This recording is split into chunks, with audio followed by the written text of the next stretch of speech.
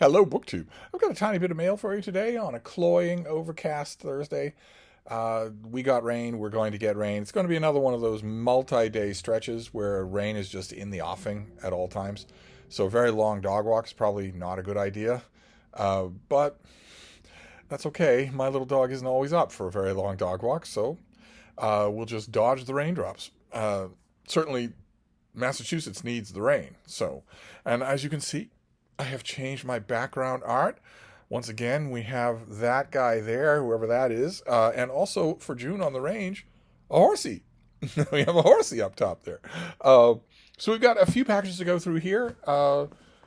Just to see what has come in the mail. Look,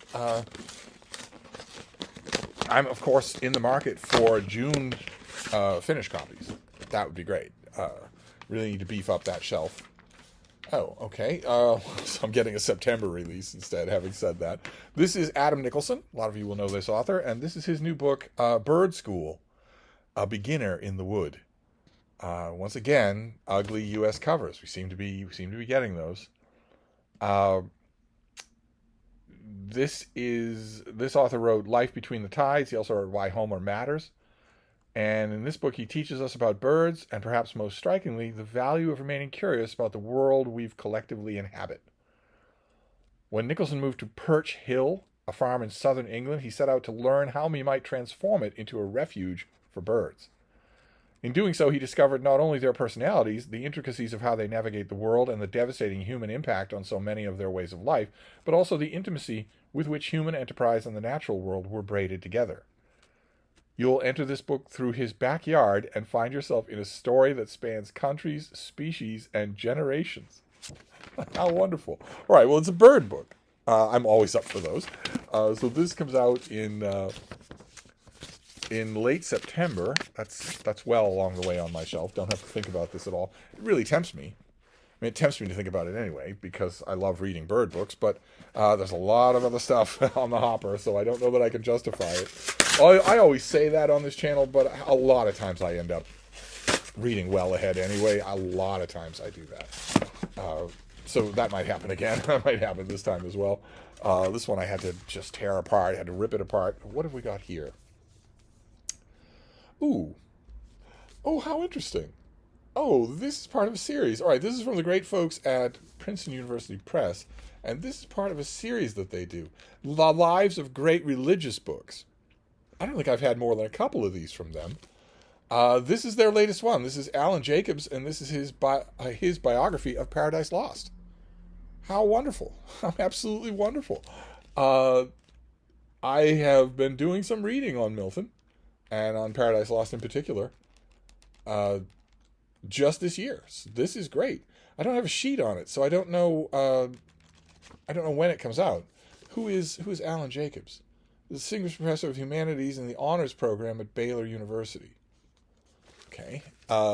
John Milton's Paradise Lost has secured its place in the pantheon of epic poems, but unlike almost all other works in the pantheon, it is intimately associated with religious doctrine and its implications for how we live our lives.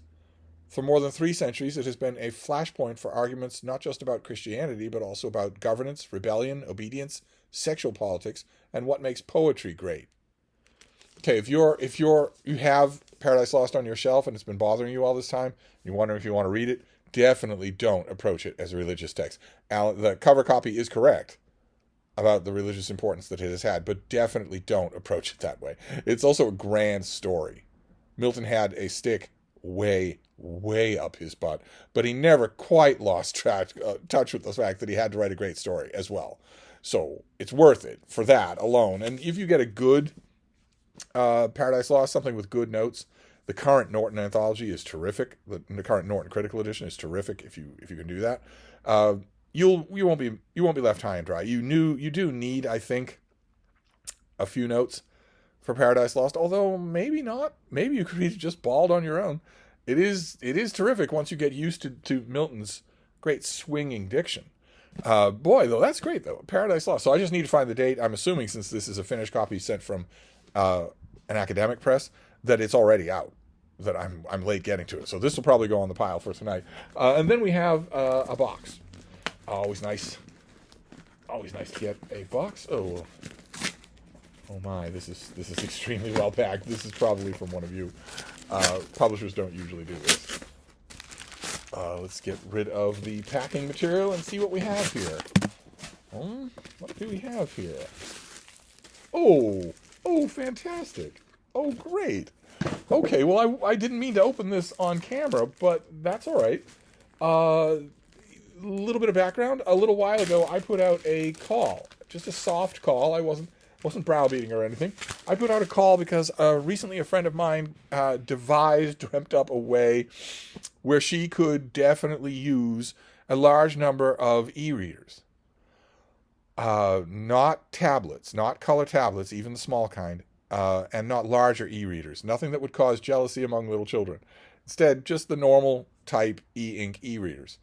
And I put out the call, just very informally on this channel. I said to all of you, if you have one of those sitting around that you don't use, that works, in other words, that will turn on and will hold a charge without being plugged into a wall. If you have one of those that you're never going to use again, you have to be sure you're not depriving yourself, but if you're never going to use it again, and it works, maybe you've just upgraded, feel free to send it to me, because I now have a home for those. And if you're anything like me, your old tech bothers you, just a bit, but it bothers you, because it isn't being used anymore and it's still perfectly good. And I've dumped a whole bunch of my own e-readers into this cause, and I was amazed. I shouldn't have been. I know the crowd that I'm in with here. I was amazed by the generosity of the response. It's still happening, and it is still happening. Somebody sent me another Kindle with a case. So great, fantastic. I have to keep a kind of a close eye on the cases.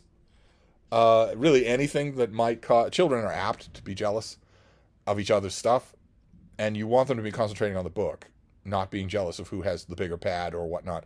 So the case, I don't know. I've been generally just not putting cases on these things, not including the cases, just because I don't want anything like that. I don't want anything to derail this. I would love this whole group of people. I'm going to go and talk to them, and I would love it if we could just have our devices and not be worried about who has the nicer one.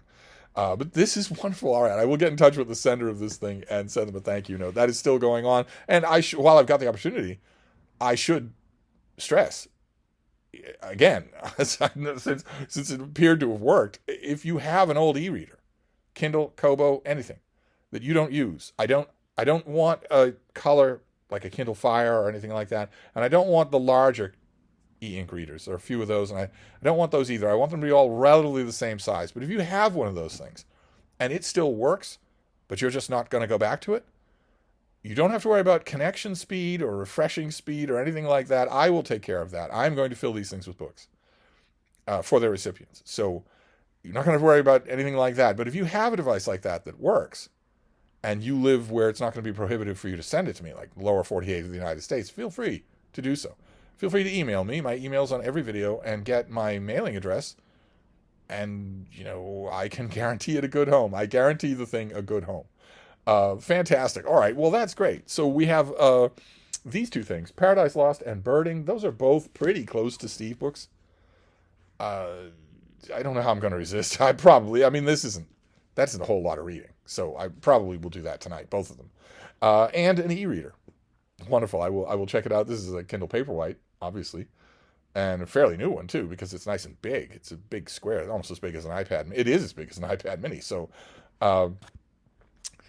great, fantastic. I already have a Kindle that I love, two of them, in fact. So, I can ogle these things for a bit, and also, power them up and go into them to make sure, double check that they work just fine, that there's not going to be any problems. Before I pass them on. It's just neat to see. I'm passing all these things along while I'm thinking, what if that were your Kindle? But I already have a Kindle. Little blue thing that works just fine. Fits in the palm of my hand. Okay, so there you go. There's your mail plus new artwork. There's a horsey for June on the range. Might change it after June, might not. But anyway, I'll wrap this up for now, and I will see you soon. Thank you, BookTube.